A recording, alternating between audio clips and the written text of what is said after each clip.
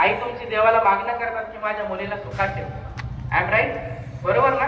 हे तुमच्याकडनं अपेक्षा आहे, सगळ्यांसाठी अपेक्षा. मग सुखात राहायचं असेल तर काय करावं लागेल? तर आधी तुम्हाला तुमचं अस्तित्व निर्माण करावं लागेल, अभ्यास करावा लागेल, मोबाईल पासून दूर राहावं लागेल, यंत्रापासून दूर राहावं लागेल. कारण बऱ्याचदा ह्या शाळेमध्ये नाही, पण अशा काही शाळा आहेत आमच्याकडे आलेल्या आपल्याला मुलं करायला लागलेले आहेत. तुम्हाला माहित नसेल पण एक पेन भेटत होता का 2 रुपयाला, तो हातावर उघडवला की त्याचा स्मेल यायचा. आता शासनाने त्याच्यावर बंदी आणली, नेल पेंट वरती बंदी आणली. आम्ही यावत तालुक्यामध्ये जेव्हा जातो त्याचा आजीच्या कानाला ऐकायला कमी यायला लागलाय. कारण नातू कानात मारतो आजीच्या 10 रुपये घेऊन तुळशीची बॉटल नशा करतो, तुळशीच्या नशा करतात, व्हाईटनरची नशा करतात.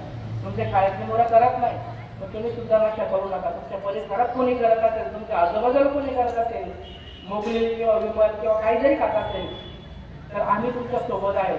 सरांना सांगू नका, आम्हाला सांगू नका, सगळ्यांच्या घरी वाटण्याचा होत नाही मोबाईल असेल तर मोबाईलवरून तुम्ही फोन लावा.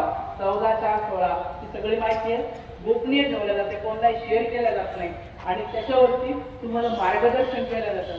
हळूहळू त्यांच्या संवादामुळे, त्यांच्याशी बोलल्यामुळे तुमचं व्यसन सुटतं. आलं लक्षात? कळतंय कुठला नंबर आहे? सगळ्यांनी घरी गेल्यानंतर फोन लावून बघायचा. फोन लावल्यानंतर त्याला कॉन्फिडन्स वाढेल. सत्य लोक बोलणार तुमच्याशी आणि बोलताना काय विचारायचं की सर आम्ही जळगावच्या ह्या शाळेत